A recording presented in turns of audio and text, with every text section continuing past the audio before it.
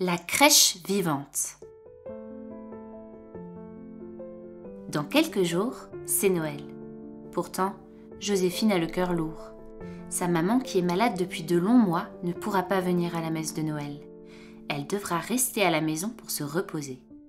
Elle ne verra pas le Père Simon mettre le petit Jésus dans la crèche. Quel dommage! Avec ses immenses santons et sa guirlande de lumière, la crèche de l'église est si belle. Pendant la messe, portée par les chants et la prière des fidèles rassemblés, tout le monde entre dans la joie de Noël. Joséphine pense à sa pauvre maman, qui sera toute seule à la maison.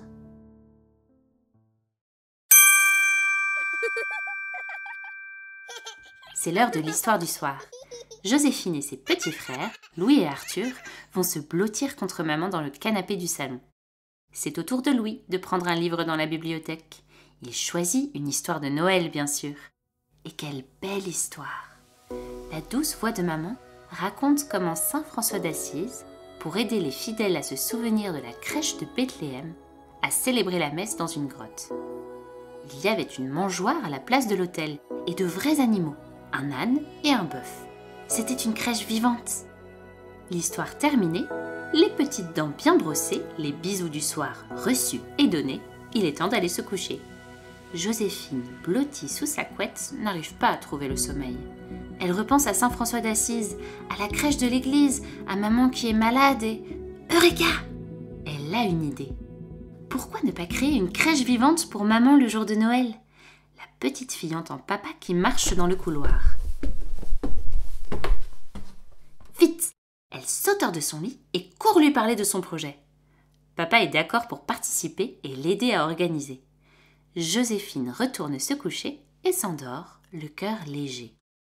Dans les jours qui suivent, à l'heure de la sieste de maman, tout le monde s'active pour préparer la surprise. Dès que maman se réveille, papa cache les costumes et les accessoires dans le grenier, et les enfants font comme si de rien n'était. C'est leur petit secret. Le jour de Noël, après la messe, tout le monde est prêt. Assise dans son fauteuil, maman découvre émerveillée la crèche que sa petite famille a créée. Papa est déguisé en berger et Louis, dans son costume en coton, ressemble à un vrai petit mouton. Vêtue en bleu de la tête aux pieds, Joséphine joue le rôle de Marie.